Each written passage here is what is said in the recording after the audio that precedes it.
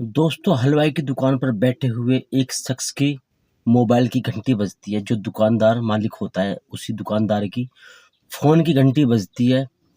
वो phone receive करता है। सामने से आवाज़ आती है कि हेलो सतबीर, तुम्हारे घर पे कुछ बात हो गई है। जितना जल्दी हो सकता है उतना जल्दी घर पर पहुँचे। अब सतबीर का एकदम से दिमाग ख़राब हो जाता है। सतबीर कहता है, यार क्या बात हुई है? बात तो बता। वो सामने वाला शख्स बोलता है कि इतना समय नहीं है, तू बस एक काम कर, जल्दी से जल्दी जो है घर पे आ जा तू। सतबीर जल्दी से हड़बड़ी में फ़ोन को काटता है। जितने भी उसके कारीगर होते हैं, उनको बुलाता है।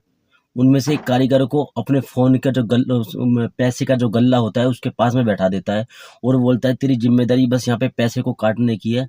जो भी कस्टमर आता है, कस्टमर से पैसे काटने की है। बाकी कारीगरों को अपने-अपने काम पे लगा देता है और साथ में बोल देता है कि किसी प्रकार की कोई गड़बड़ी ना हो। अब गल्ले में से वो मोटरसाइकिल की चाबी निकालता है और हड़बड़ी में एक साथ में अपने एक जो कारीगर होता है, एक चेला टाइप का बंदा होता है, उसको भी साथ में बैठा लेता है और बोलता है कि तू मेरे साथ में चल। बाइक चाबी में लगाता है, किक मारता है और बाइक को स्टार्ट करके घर की दूरी मात्र जो है 800 से 900 मीटर होती है और ऐसे में वो दोस्तों मात्र 2 से 3 मिनट में अपने घर की तरफ में पहुँच जाता है। घर पहुँचते ही वो देखता है कि पूरी गली में जो है लोग बाग खड़े हैं, भीड़ भरी पड़ी है, चारों तरफ जो है हाहाकार मचा हुआ है। अब ऐसे में उसके पैर जो है काँपने शुरू हो जाते हैं और अंदर जाकर देखता है, आँगन में उसकी बीवी जो है मृत अवस्था में पड़ी होती है, खून से लथपथ शरीर पड़ा हुआ होता है। कहीं चाकू के निशान हाथ पे थे, कहीं गर्दन पे थे, कहीं कहाँ जिस्म के अलग-अलग हिस्सों में उसके चाकू के निशान थे। अब ऐसे में कुछ लोग घर की छत के ऊपर भी खड़े थे। वो सोचता है कि घर की छत पे लोग जब बाग क्यों खड़े हुए हैं? तो साइड में जीना लगा हुआ था, तो जीने से वो चढ़कर ऊपर जाकर देखता है, तो उसका एक कारीगर जिसको उसने घर पे खाना लेने के लिए भेजा था, वो भी मृत अवस्था में वहीं पे पड़ा हुआ था। अब उसका ये सब देखकर दिमाग खराब हो जाता है। थोड़ी देर में ही पुलिस वाले आते हैं। अब सतबीर वहाँ पे अपनी पत्नी के शव के सामने बैठकर रोना शुरू कर देता है। अब पुलिस वाले आते हैं, छानबीन होती है, फिंगरप्रिंट वगैरह लेते हैं, लेकिन नौकर के और बीवी के अलावा किसी के फिंगरप्रिंट मिलते नहीं है वहाँ पे। अब पुलिस वाले पूछते हैं कि भाई नौकर तुम्हारे घर पे क्यों आया? तो सतबीर बताता है कि डेली 11 से 12 बजे के करीब मैं अपने नौकर को घर पे खाना लेने के लिए भेजता हूँ। ये घर से खाना लेकर के आता है और ये कम से तकरीबन खाना बनने में टाइम भी लगता है। ताज़ा खाना बनाती है घरवाली, तो टाइम लग जाता है, तो कम से कम 1 से डेढ़ घंटे के अंदर ही वापस आ भी जाता है। अब पुलिस वाले चुपचाप बैठे थे। उनमें से एक शख्स बोलता है पुलिस वालों को साइड में ले जा कर के, क्योंकि जी ऐसे मैंने अब से 6 महीने पहले सतबीर को, जो ये इसका नौकर मरा है, इसी के साथ इसका लड़ाई झगड़ा होते हुए देखा था मैंने घर पे ही। ये इसको डाँट रहा था, तो मैं गली से जा रहा था, तो मैंने जंगले में से आवाज़ सुनी थी और ये डाँटते हुए बोल रहा था कि न नमक हराम, मुझे तुझसे ऐसी उम्मीद नहीं थी कि तू मेरी बीवी के साथ में इस तरीके से हरकत करेगा। और अपनी बीवी को भी ये डाँट रहा था। लेकिन उसके बाद से मैंने ऐसा कुछ इनके बीच में कुछ सुना नहीं है। पुलिस वाले कहते हैं, तुमने 6 महीने पहले सुना था, उसके बाद कभी सुना? उन्होंने कहा, नहीं सर, उसके बाद मैंने कभी भी नहीं सुना। अब पुलिस वाले इसको ज़्यादा सीरियस नहीं लेते हैं। बस पुलिस वाले ये चेक करने में लग जाते हैं कि आखिर ये इसकी इन दोनों के साथ में घटना क्यों की, किसने की?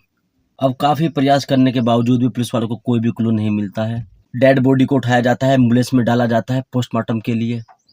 सवेरे के 11-12 बजे का समय था। पोस्टमार्टम होकर 5-6 बजे बॉडी आ जाती है।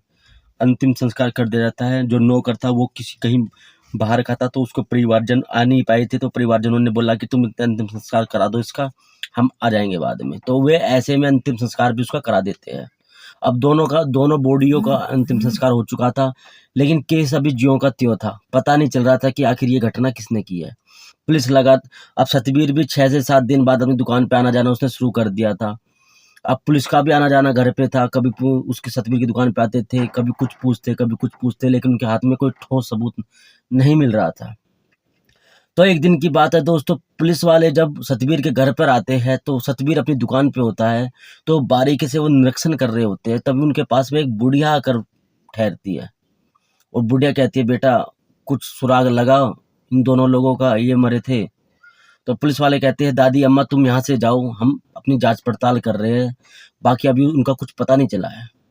तो बूढ़ी दादी बोलती है, बेटा अगर मैं आपको कुछ बताऊँ तो यकीन करोगे? और पुलिस वाले ऐसे में चौंक जाते हैं, क्योंकि उनको सुराग की तलाश थी।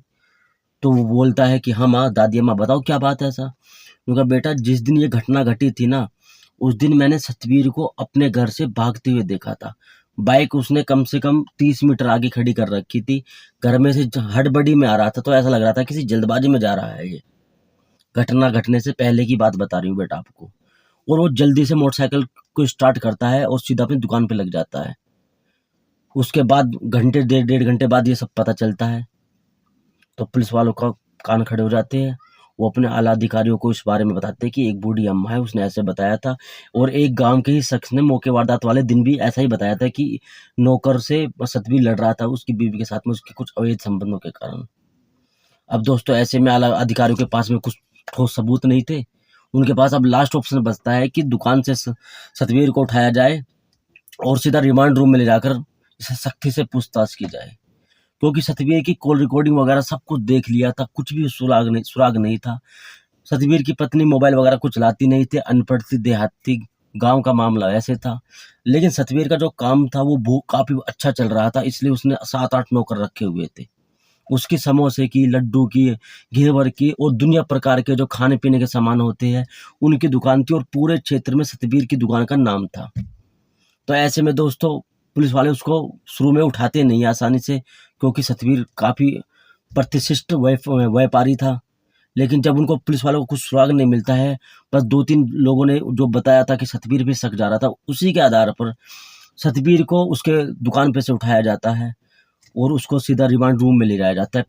पहले सतवीर से प्यार से सारी चीज़ें पूछी जाती है कि आखिर उस दिन क्या हुआ था, तुम घर पे थे, क्या नहीं थे। सतवीर बिल्कुल इनकार कर देता है, बोलता है मैं सवेरे 7 बजे की दुकान पे आ गया था, उसके बाद से मैंने अपने नौकर को ही घर पे खाना लेने के लिए भेजा है। मैं तो शाम को ही घर पे जाता हूँ, या कुछ इमरजेंसी में बात हो जाती है तो बीच में घर पे चला जाता हूँ।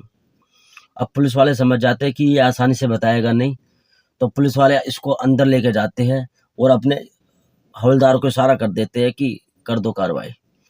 जब सतवीर के ऊपर डंडे बाजते हैं, खूब उसकी पिटाई होती है। साथ में पुलिस वाले बताते हैं कि कुछ लोगों ने बताया था कि तेरी और तू अभी 6 महीने पहले अपनी पत्नी और अपने नौकर से लड़ रहा था कि अवैध संबंधों के कारण तेरी पत्नी से उसके अवैध संबंध थे। अब सतवीर का दिमाग खराब हो जाता है, ये इनको कैसे पता चला? तो वो थोड़ा टूट सा जाता है, बताता भी कुछ नहीं, थोड़ा टूट जाता है। लेकिन जब बकाना शुरू जब करता है, जब पुलिस वाले बताते हैं कि तेरे ही गांव के, तेरे ही पड़ोस की एक औरत ने तुझको तेरे घर से मौके वारदात वाले दिन घर से भागते हुए भी देखा था, और वो सरकारी सबूत भी बनेंगे इस चीज़ का। अब बेटा, छुपाने से कोई फ़ायदा नहीं है, जो भी कुछ घटना घटी है सब बता दे। अब जैसे ही सतवीर के ऊपर डंडे बरसते हैं, सतवीर तोते की तरह सारी घटना को बताना शुरू कर देता है दोस्तों। अब सतवीर जो बताता है वो कुछ इस तरह से है दोस्तों। अब से 6-7 महीने पहले एक घटना है।